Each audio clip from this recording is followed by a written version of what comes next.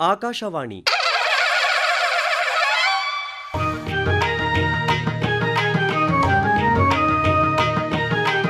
ಕಲಾ ಸಂಪನ್ನರು, ಕಲಾ ಸಂಪನ್ನರು, ಕಲಾ ಸಂಪನ್ನರು, ಕಲಾ ಸಂಪನ್ನರು.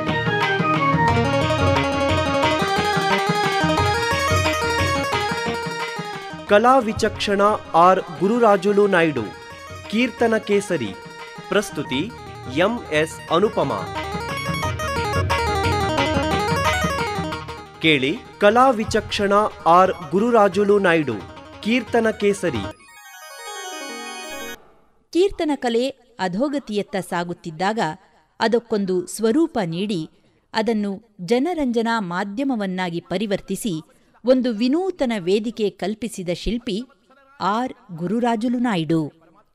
ಕೀರ್ತನ ಕಲೆ ಕೇವಲ ಜನರಂಜನೀಯವಲ್ಲ, ಸಮಾಜದ ಓರೆ ಕೋರೆಗಳನ್ನು ತಿದ್ದಿ ಸುಧಾರಣಾ ಮಾರ್ಗಕ್ಕೆ ತರಲು ಇದು ಮುಖ್ಯ ಸೋಕತೆ ಎಂಬ ಕಲೆ ಅನುವಂಶೀಯವಾಗಿ ಬಂದದ್ದು.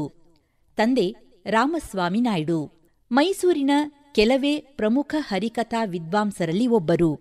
ಗಾನವಿಶಾರದ ಡಾ ಬಿ ದೇವೇಂದ್ರಪ್ಪನವರ ಸಮಕಾಲೀನರು.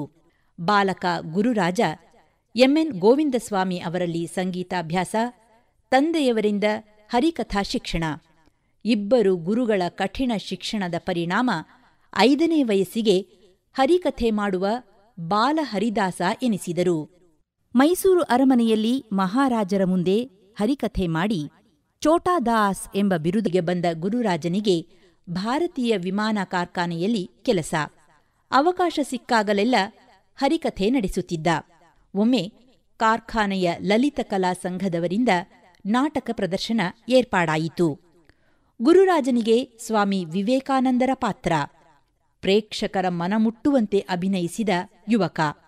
ಪ್ರೇಕ್ಷಕರ ಸಾಲಿನಲ್ಲಿದ್ದ ಸುಬ್ಬಯ್ಯ ನಾಯ್ಡು ವಿಶೇಷ ಶಿಕ್ಷಣ ನೀಡಿ ತಮ್ಮ ಉತ್ತರಾಧಿಕಾರಿಯಾಗುತ್ತಾನೆ ಎಂದು ಕಂಡ ಕನಸು ನನಸಾಗಲೇ ಇಲ್ಲ. ಅವರ ನಿಧನಾನಂತರ ಕಂಪನಿ ಮುಚ್ಚಿತು. ಮತ್ತೆ ಹರಿಕಥೆಯೇ ಉದ್ಯಮವಾಯಿತು. ಗುರುರಾಜುಲು ನಾಯ್ಡು ಅವರ ನಲ್ಲತಂಗ ಕಥೆಗೆ ಬಹುಬೇಡಿಕೆಯಿದ್ದ ಕಾಲ. ಮಕ್ಕಳನ್ನು ಕರೆದುಕೊಂಡು ನಲ್ಲತಂಗ ಅಣ್ಣನ ಮನೆಗೆ ಹೊರಟಳಂತೆ. ಸ್ವಲ್ಪ ದೂರ ಸಾಗುವುದರೊಳಗಾಗಿ ಒಂದು ಹಾವಡ್ಡ ಬಂತು. ಸರ್ಪ ಅಡ್ಡವಾಯಿತಲ್ಲ. ನಾನು ಅಣ್ಣನ ಮನೆಗೆ ತಾನೇ ಹೋಗ್ತಿದ್ದೇನೆ. ಮತ್ತಷ್ಟು ಮುಂದರದಳು. ಅಲ್ಲೊಂದು ದೊಡ್ಡ ಹಳ್ಳ. ಈ ತಾಯಿಯ ಕಣ್ಣಿಗೆ ಕಾಣಲಿಲ್ಲ. ಬಹುದೂರ ಸಾಗಿ, ಎಷ್ಟು ದೂರ ಸಾಗಿದರೂ ಮಧುರಾ ನಗರಿ ಸಿಕ್ಕದ ಕಾರಣ ಆ ಹಳ್ಳದಲ್ಲಿ ಮಕ್ಕಳ ಸಹಿತವಾಗಿ ಯಾರು ಮಾಡದ ಪಾಪ ನಾನೇನ ಮಾಡಿದೆನೋ, ಯಾರಿಗಿಲ್ಲದ ಬಾಧೆ ನನಗೆ ಶಿವಾ ದೇವಾ. ಸಂಸಾರ ನಡೆಸಲು ಹಗಲು ರಾತ್ರಿ ಎನ್ನದೆ ದುಡಿಯುತ್ತಿದ್ದುದನ್ನು ನೆನೆದು ಕಣ್ಣೀರಿಡುತ್ತಾರೆ ಮಗಳು ಶೋಭಾ ನಾಯ್ಡು. ತಂದೆಯವರಿಗೆ ಹರಿಕಥೆನೇ ಜೀವನಕ್ಕೆ ಆಧಾರ ಆಗಿದ್ದರಿಂದ ಅವರು ಹರಿಕಥೆಗಳನ್ನ ಮಾಡ್ತಾ ನಮ್ಮನ್ನ ಸಾಕಿದ್ರು. ಬಿಡುವಿಲ್ಲದಂತೆ ದುಡಿಯೋರು ಪಾಪ. ನನ್ಗೆ ಚೆನ್ನಾಗಿ ನೆನಪಿದೆ. ಅವರು ಪ್ರತಿ ರಾತ್ರಿ ಹಗಲು ಅಂತೆ ನಿದ್ರೆ ಕೆಟ್ಟು ಕಥೆ ಮಾಡ್ತಿದ್ರು. ಎಷ್ಟೋ ಸಾರಿ ನಮ್ಮ ತಂದೆಯವರು ಪ್ರಯಾಣ ಮಾಡ್ಕೊಂಡು ಮನೆಗೆ ಬರ್ಬೇಕಾದ್ರೆ ಬಸ್ನಲ್ಲಿ ನಿದ್ರೆಯಲ್ಲಿ ತಲೆ ಹುಡ್ಕೊಂಡಿದ್ದು, ಈ ಬೋರ್ ಬಂದಂಗೆ ಹಣೆ ಹತ್ರ ಅದನ್ನೆಲ್ಲ ನೋಡಿದೀವಿ. ಅಂದ್ರೆ ಅವರು ಅಷ್ಟು ರಾತ್ರಿ ಹಗಲು ದುಡಿದು ನಮ್ಮನ್ನೆಲ್ಲ ಸಾಕಿದ್ರು.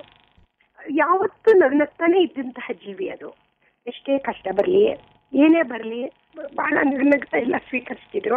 ನಮಗೂ ಅದನ್ನೇ ಹೇಳ್ಕೊಟ್ರು ಅವರು.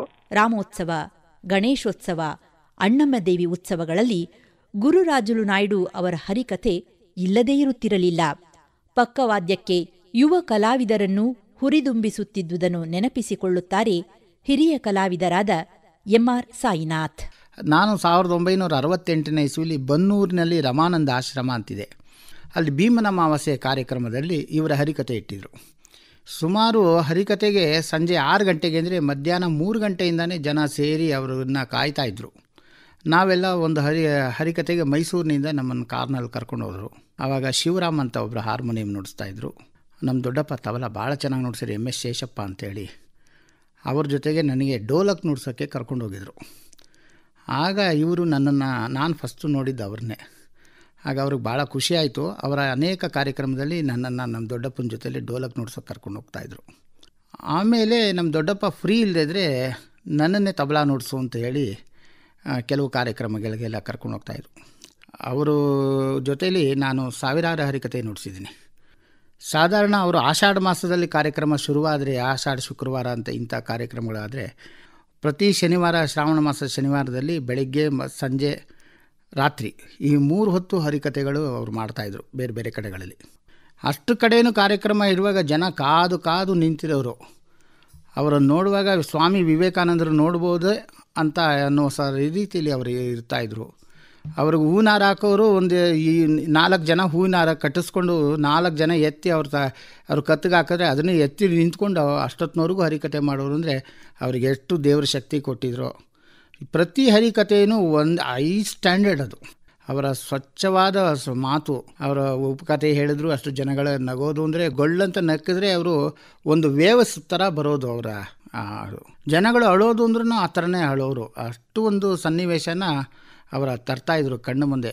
ಬಹು ಜನಗಳಿಗೆ ಕೇವಲ ಆಶೆ ಎಂದರೆ ಅಪಾರವಾದ ಆಶೆ.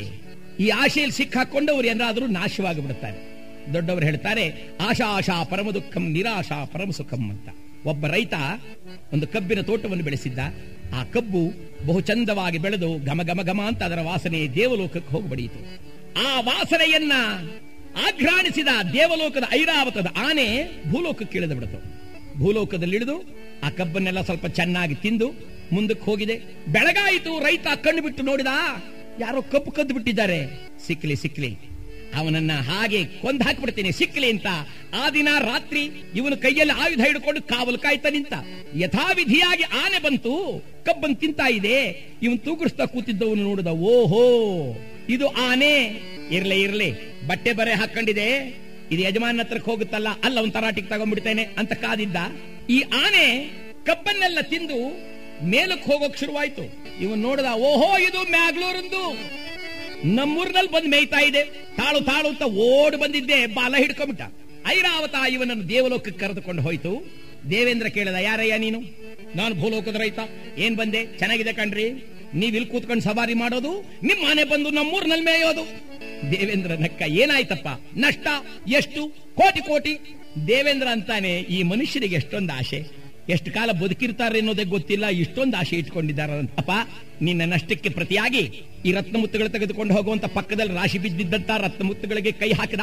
ಈ ರೈತ ಒಂದು ಬಟ್ಟೆ ಹಾಸ್ಬಿಟ್ಟ, ಹಾಕು, 2 ಕೈ ಹಾಕು, ಕೊಸರ ಕೈ ಹಾಕು, ಒಂದು ಗಂಟು ಕಟ್ಕೊಂಡು ಇಳಿದು ಬರೀ ಗುಡಿಸಲಾಗಿತ್ತು ಇವನ ಮನೆ ಕಟ್ಟಿಸಿದ. ಮಾಡಿ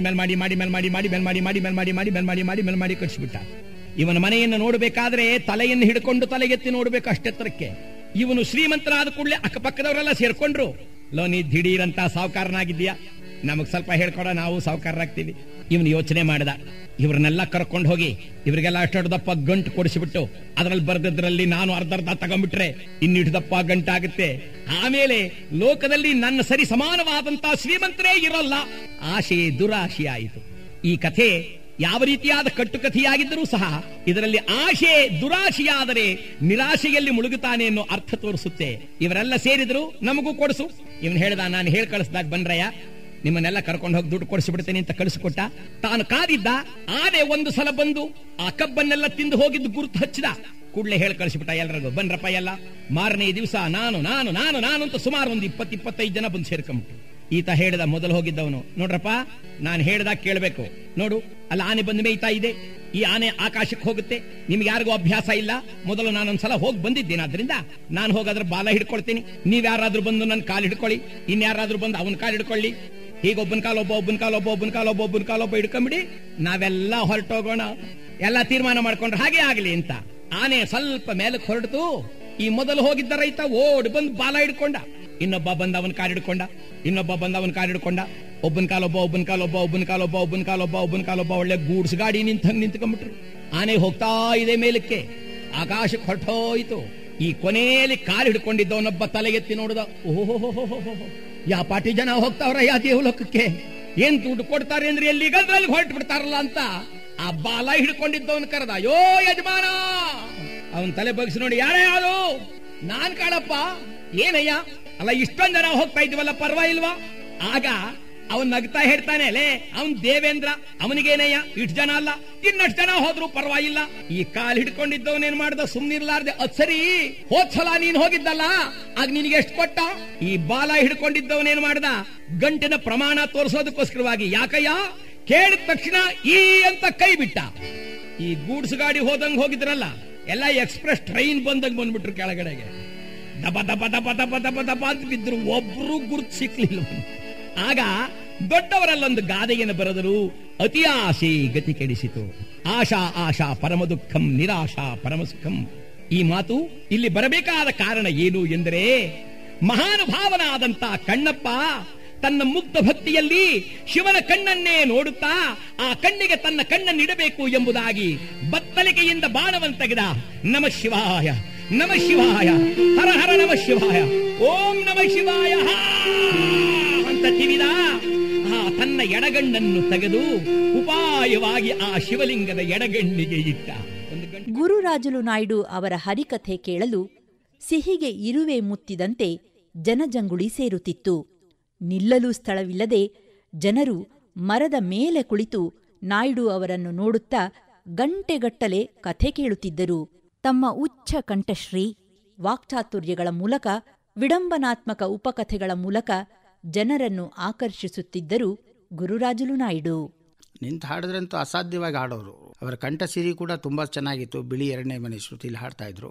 ಹರಿಕಥೆಯಲ್ಲಿ ಅವ್ರು ನಿಂತ್ಕೊಂಡು ನೋಡುವಾಗ ಒಂದು ಅವರದ ತೇಜಸ್ಸು, ಅವರು ನೋಡುವಾಗಲೇ ಒಂದು ಜನಗಳು ಮರದ ಟೊಂಗೆ ಮೇಲೆಲ್ಲ ಕೂತ್ಕೊಂಡು ಅವರನ್ನು ನೋಡುವಂಥ ಒಂದು ಸಂದರ್ಭಗಳಿತ್ತು. ಸಾವಿರಾರು ಜನ, ಎಲ್ಲಿ ಹರಿಕಥೆ ಆದರೂ ಸಾವಿರಾರು ಜನ ಸೇರೋರು.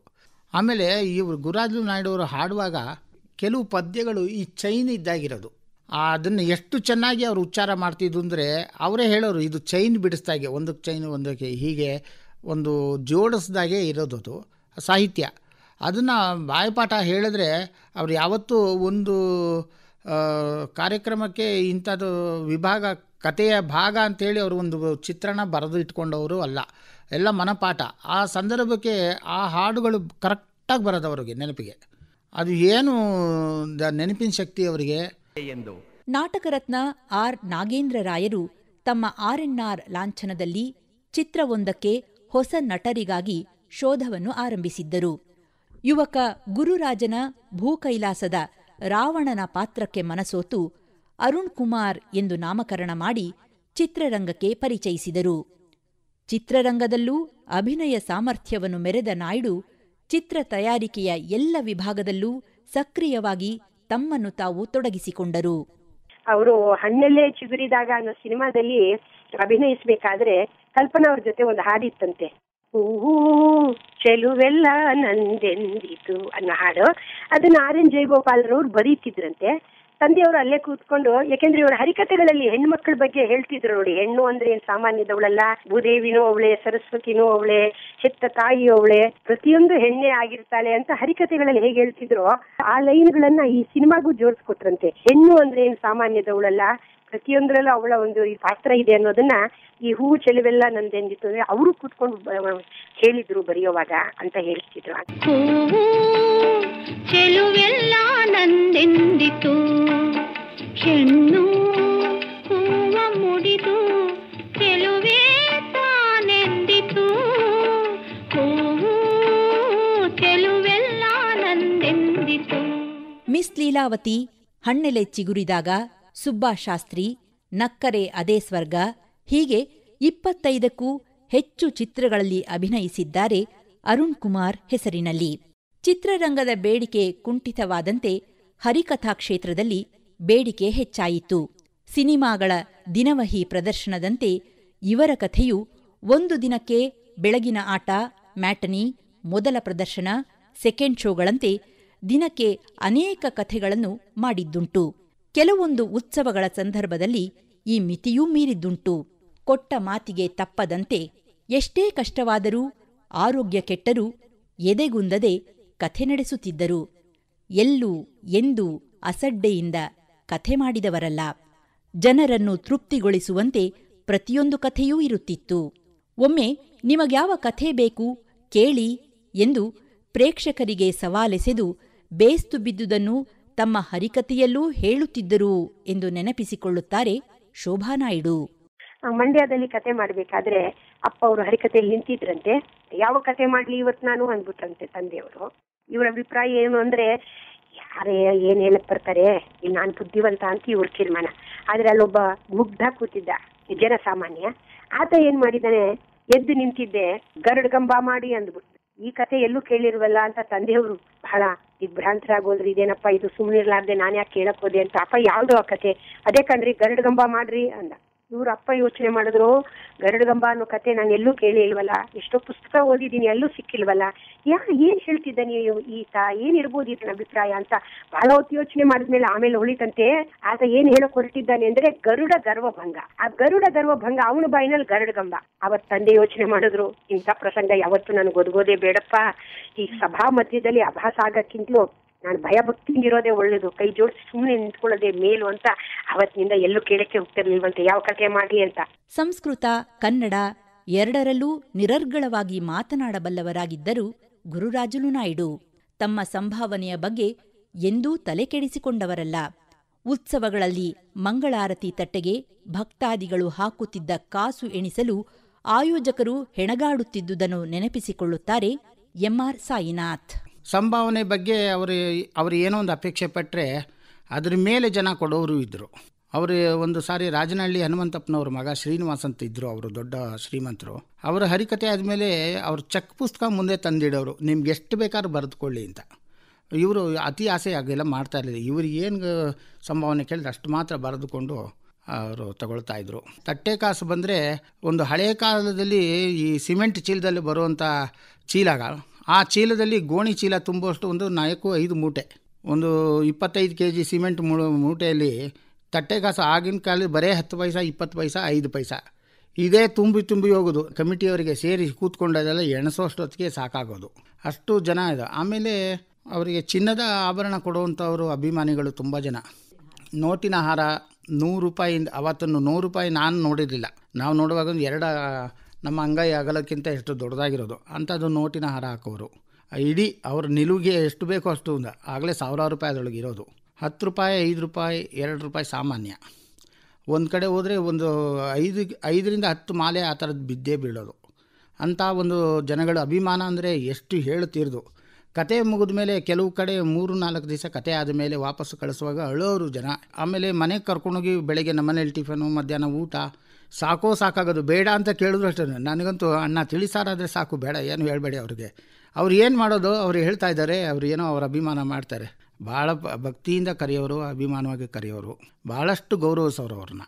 ನಿಜವಾಗಿ ಆ ಥರದ ಒಂದು ಸಂದರ್ಭ ಇವಾಗ ನಾನು ಕಣ್ಣಾರೆ ನೋಡಲಿಕ್ಕೆ ಸಾಧ್ಯ ಇಲ್ಲ.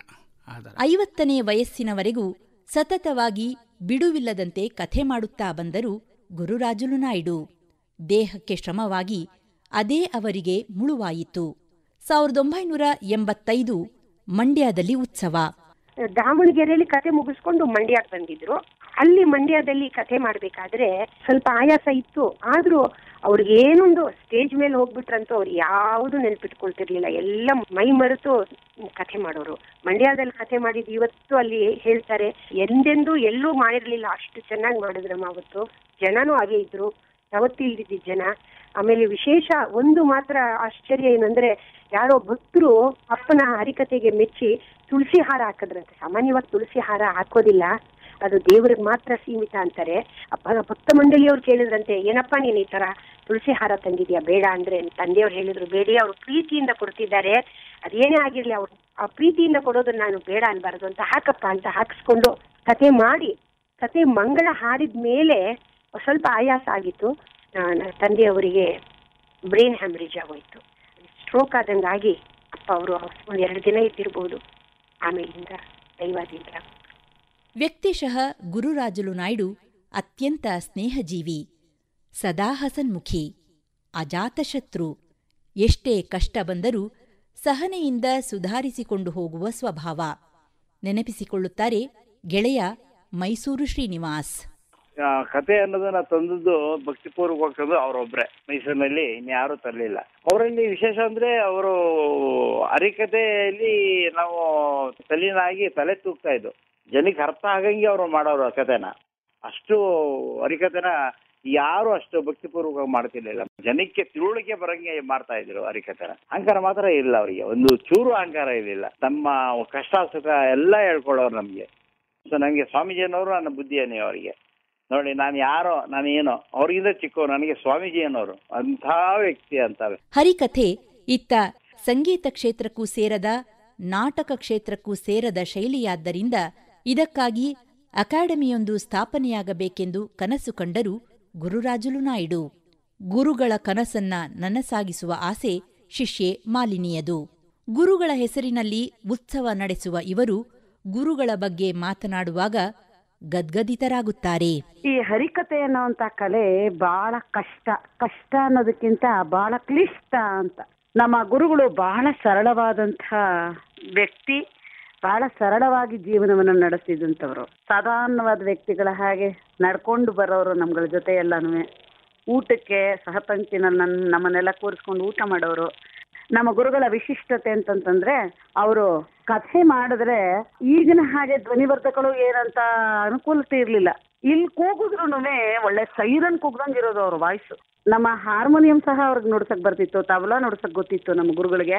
ನಮ್ಮ ಗುರುಗಳು ಮಾಡದಿದ್ದಂತಹ ಸಬ್ಜೆಕ್ಟೇ ಯಾವುದೂ ಇರ್ಲಿಲ್ಲ. ಹರಿಕತೆಗೆ ಬೇಕಾಗುವಂತ ಬಹಳ ಮುಖ್ಯವಾದಂತ ರಹಸ್ಯಗಳು, ಕತೆಗೆ ಸಂಬಂಧಿಸಿದಂತ ಟ್ರಿಕ್ಸ್ ಅಂತ ಏನ್ ಹೇಳ್ತೀವಿ, ಅದನ್ನ ನನ್ನ ಪೂಜ್ಯ ಗುರುಗಳು ಬಹಳ ಮೌಲ್ಯವಾದಂತ ವಿಚಾರಗಳನ್ನ ನನಗೆ ಹೇಳಿಕೊಟ್ಟಿದ್ದಾರೆ. ಎಂಥ ಕಥೆನಾದ್ರೂ ಎಂಥ ರಸವತ್ತಾಗಿ ಮಾಡಬಹುದು ಅನ್ನತಕ್ಕಂಥ ವಿಚಾರ. ಅವರ ಪಾದಕ್ಕೆ ನಾನು ನಮಸ್ಕಾರ ಮಾಡಬೇಕಾದ್ರೆ ಯಾವುದೋ ಒಂದು ವಿಚಾರವನ್ನ ಮಾಡಿ ಒಂದು ಆಶೀರ್ವಾದವನ್ನು ಮಾಡ್ತಾ ಇದ್ರು. ಅವರು ಬಾಯಿ ಬಿಟ್ಟು ಯಾವತ್ತೂ ಆಶೀರ್ವಾದ ಮಾಡಲ್ಲ, ಬಾಯಿನಲ್ಲಿ ಏನೋ ಗುನುಗುತ್ತಾ ಇದ್ರು. ಅದು ಬಹಳ ವಿಸ್ಮಯವಾಗಿರ್ತಕ್ಕಂಥದ್ದು. ಅಂತ ಆಶೀರ್ವಾದ ಬಹಳ ವಿಶೇಷವಾಗಿರ್ತಕ್ಕಂಥದ್ದು. ಹೆಚ್ಚು ಕಮ್ಮಿ ಈಗ ಒಂದು 32 ವರ್ಷಗಳಿಂದಲೂ ಸಹ ನಾವು ಈ ರಂಗದಲ್ಲಿ ಇನ್ನೂ ಕೆಲಸ ಮಾಡ್ತಾ ಇದ್ದೀವಿ ಅಂತಂದ್ರೆ ಅವರ ಒಂದು ಆಶೀರ್ವಾದ, ಅವರ ಒಂದು ಶೈಲಿ, ಅವರ ಒಂದು ಕಥೆಯ ಒಂದು ವಿಚಾರ. ಹೀಗೆ ಸೌರಮಾನ ಉಗಾದಿ ಆ ದಿನ ಅವ್ರನ್ನ ನಾನು ಕಳ್ಕೊಂಡೆ. ಮತ್ತೆ ಈ ಒಂದು ಕೀರ್ತನ ರಂಗ ನನಗೆ ಬಹಳ ಹೆಸರು ಕೊಟ್ಟಿದೆ, ಬಹಳ ಗೌರವ ಕೊಟ್ಟಿದೆ. ಸಮಾಜ ನನಗೆ ಬಹಳ ಎನ್ಕರೇಜ್ ಮಾಡಿದೆ.